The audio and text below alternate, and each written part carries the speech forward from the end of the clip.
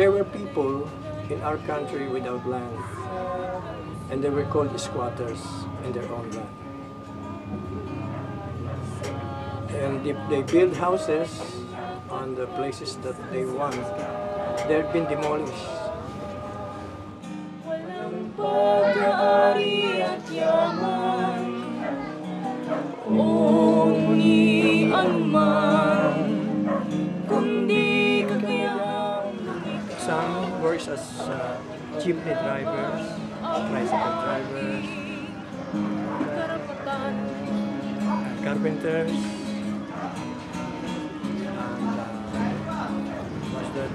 washing clothes of others, just earn a living, selling different kinds of things in the sidewalks. Some are vendors in the marketplace, in the streets, and some are in the dump sites, scavenging for the things they can sell. And some are beggars, and the others are simply no jobs to see, no jobs at all.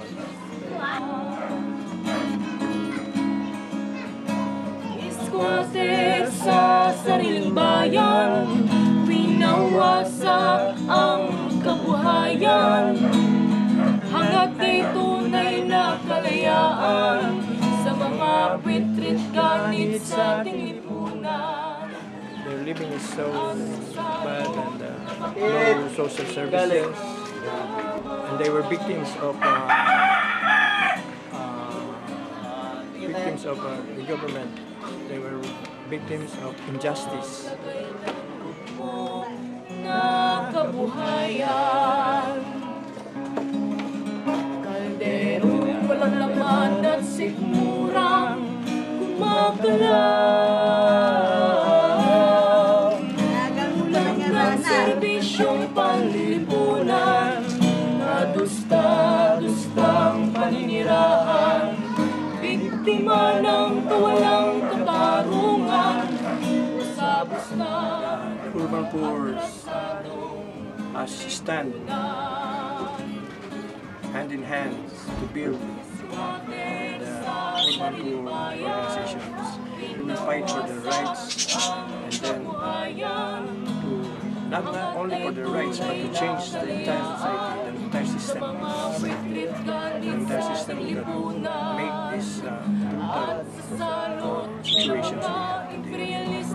One of the tune in the songs is to get free from imperialist domination in our economy, political, military, so that the people will live in a democratic way of life. Not just not the democracy that we are doing right now, but a truly democracy that will benefit the entire countries. Buong tatag na itinayo ang kalipunan ng damayan, may hirap, hanggat ay lagutin ang tanikala ng kahirapan.